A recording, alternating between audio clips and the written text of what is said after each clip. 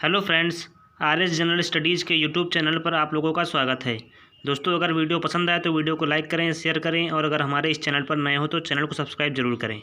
चलिए आपको लेकर चलते हैं वीडियो पर। तो आपको लेकर आए हैं वीडियो में। दोस्तों, इस वीडियो में हम केवल 15 इंपॉर्टेंट क्वेश्चन आंसर टेस्ट लगाएंगे।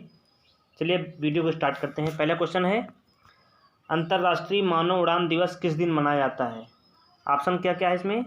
2 जनवरी, 15 मार्च, 2 जनवरी, 12 मार्च, 8 अप्रैल और 12 अप्रैल। तो दोस्तों, इसका राइट आंसर होगा 12 अप्रैल। दोस्तों, ये जो अंतर्राष्ट्रीय मानव उड़ान दिवस है, ये शुरू कब से की गई है? तो 2011 से इसका स्टार्टिंग हुई थी दोस्तों, शुरुआत की गई। तो मनाया क्यों जाता है? दोस्तों, ये 12 अक्टूबर 1961 ईस्वी को पहली उड़ान भरी गई थी अंतरिक्ष में। ठीक दोस्तों, कौन मतलब पहली उड़ान कौन भरा था? तो यूरी गागरी ने पहली उड़ान भरी थी। ठीक दोस्तों, यूरी गागरे। तो ये यूरी गागरे कहाँ के निवासी थे? तो ये रूस के निवासी थे। ठीक दोस्तों, याद रखिएगा, ये सभी एक्स्ट्रा फैक्ट्स याद रखिएगा। चलिए अब अगले क्वेश्चन की ओर बात करते हैं। तो पहले क्वेश्चन का राइट आंसर होगा 12 अप्रैल। ठीक दोस्तों, याद रखिएगा।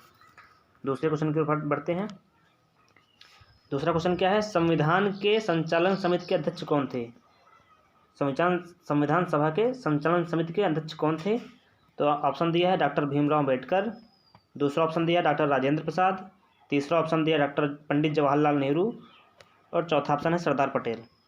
तो दोस्तों, संविधान सभा के संचालन समिति के अध्यक्ष कौन थे? तो इसका हो जाएगा राष्ट्रपति राजेंद्र प्रसाद, प्रथम राष्ट्रपति। ठीक दोस्तों, अब बात करते हैं डॉक्टर भीमराव अम्बेडकर कौन थे? तो डॉक्टर भीमराव अम्बेडकर प्रारूप समिति के अध्यक्ष, ठीक, संविधान के प्रारूप समिति के अध्यक्ष थे।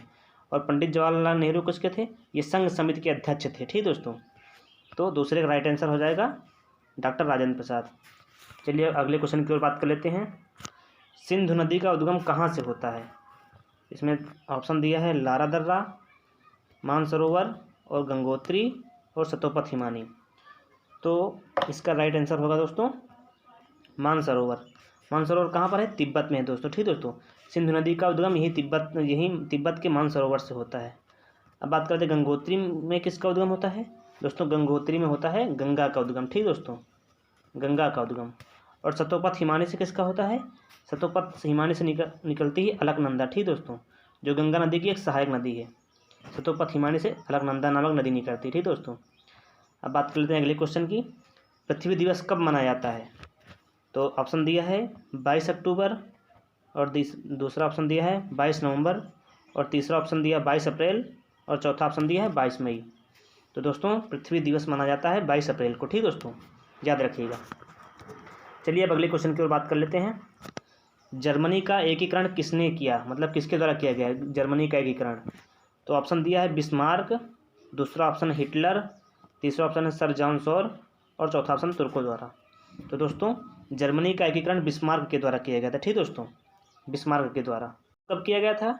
तो जर्मनी का एकीकरण किया गया था 1871 ईस्वी में। ठीक दोस्तों, किसने किया था? बिस्मार्क ने किया था। तो राइट आंसर हो जाएगा बिस्मार्क। ठीक दोस्तों, चलिए अब अगले क्वेश्चन की ओर बात कर लेते हैं। सत्यशोधक समाज की स्थापना किसने की थी? तो ऑप्शन दिया है नारायण गुरु, दूसरा ऑप्शन दिया ईश्वर चंद्र विद्यासागर, तीसरा ऑप्शन है राजा राम मोहन राय और चौथा ऑप्शन है ज्योतिबा फूले। तो दोस्तों, इसका राइट आंसर हो जाएगा ज्योतिबा फूले। ठीक दोस्तों, ज्योतिबा फूले ने सत्यशोधक समाज की स्थापना की थी। कब की थी?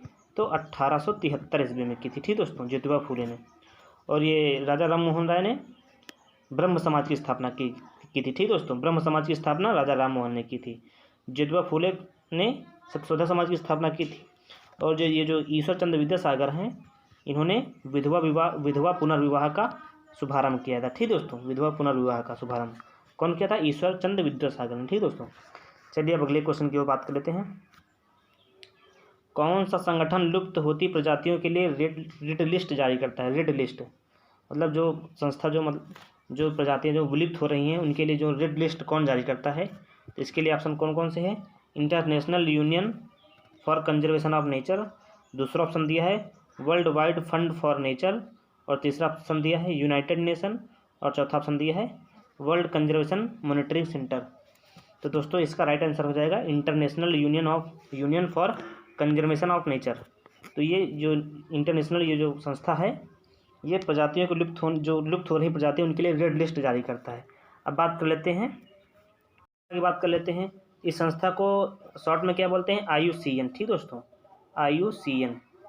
इसका मुख्यालय कहाँ है, जिनेवा स्विट्जरलैंड में। ठीक दोस्तों, इसकी स्थापना कब की गई थी, तो 1948 ईस्वी में IUCN की स्थापना की गई थी। ठीक दोस्तों, याद रखिएगा। चलिए अब अगले क्वेश्चन की ओर बात कर लेते हैं।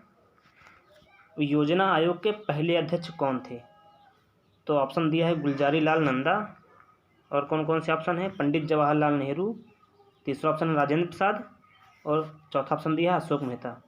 तो दोस्तों योजना आयोग के पहले अध्यक्ष थे पंडित जवाहरलाल नेहरू। मतलब योजना आयोग क्या थे, मतलब योजना आयोग के अध्यक्ष वो होते थे जो प्रधानमंत्री होते थे, वही योजना आयोग के अध्यक्ष होते थे। ठीक दोस्तों, अब योजना आयोग का अध्यक्ष की गठन कब हुआ था दोस्तों, तो दोस्तों योजना आयोग का गठन हुआ था 1950 ईस्वी में। ठीक दोस्तों, 1950 ईस्वी को योजना आयोग का गठन हुआ था दोस्तों। लेकिन ये जो योजना आयोग है, अब योजना आयोग का नाम बदलकर नीति आयोग कर दिया गया है। योजना आयोग है यह गैर संवैधानिक निकाय। ठीक दोस्तों, मतलब इसका संविधान में कहीं पर भी उल्लेख नहीं किया गया है संविधान में। ठीक दोस्तों, और इसकी स्थापना कब की गई थी, इसकी स्थापना की गई थी 1950 ईस्वी को। ठीक दोस्तों, याद रखिएगा। अब बात कर लेते हैं, अब ये जो योजना आयोग है इसका नाम बदलकर 1 जनवरी 2015 से इसका नाम बदलकर नीति आयोग कर दिया गया। ठीक दोस्तों, जब प्रधानमंत्री नरेंद्र मोदी जब बने प्रधानमंत्री, तो 1 जनवरी 2015 को नीति आयोग कर दिया इसका नाम, मतलब जो योजना आयोग था उसका नाम नीति आयोग कर दिया। अब नीति का फुल फॉर्म क्या होता है, national institution for transferring India. ठीक दोस्तों, राष्ट्रीय भारत परिवर्तन संस्थान, इसका हेडक्वार्टर कहाँ पर है, नई दिल्ली में। ठीक दोस्तों, याद रखिएगा। अब बात कर लेते हैं अगले क्वेश्चन की। निम्न में से कौन सा तत्व मानव शरीर में सर्वाधिक मात्रा में पाया जाता है, तो ऑप्शन दिया है ऑक्सीजन, दूसरा ऑप्शन कार्बन, कैल्शियम, फास्फोरस। तो इसका राइट आंसर हो जाएगा ऑक्सीजन। ऑक्सीजन जो होती है मानव शरीर में सबसे अधिक मात्रा में पाई जाती है। ठीक दोस्तों, अब बात कर लेते हैं कौन कितनी प्रतिशत मात्रा में है, अब बात कर लेते हैं। ठीक दोस्तों, तो ऑक्सीजन कितनी परसेंट है, ऑक्सीजन है 68%, कार्बन है 18%, हाइड्रोजन है 10%, और नाइट्रोजन है 3.2%, और कैल्शियम कितना परसेंट है 1.5%। ठीक दोस्तों, और फास्फोरस है 1.2%। ये सभी याद रखिएगा। चलिए अब अगले क्वेश्चन की ओर बात कर लेते हैं। निम्नलिखित में से किस धातु का उत्पादन भारत सर्वाधिक करता है, मतलब इसमें से कौन सी धातु है जिसका उत्पादन भारत सर्वाधिक करता है, तो इसका राइट आंसर हो जाएगा माइका। दोस्तों विश्व का लगभग 70% माइका इंडिया से ही उत्पादन होता है। ठीक दोस्तों, इंडिया से ही। अब बात कर लेते हैं अगले क्वेश्चन की ओर। क्वेश्चन ये है, बनारस हिंदू विश्वविद्यालय की स्थापना किसने की थी, तो बनारस हिंदू विश्वविद्यालय की स्थापना किसने की थी, मदन मोहन मालवीय ने की थी। ठीक दोस्तों, मदन मोहन मालवीय ने कब की थी, 1916 ईस्वी में की थी बनारस हिंदू विश्वविद्यालय, मतलब BHU यूनिवर्सिटी। कहाँ पर है ये, बनारस में। मदन मोहन मालवीय का उपनाम क्या है, महामना।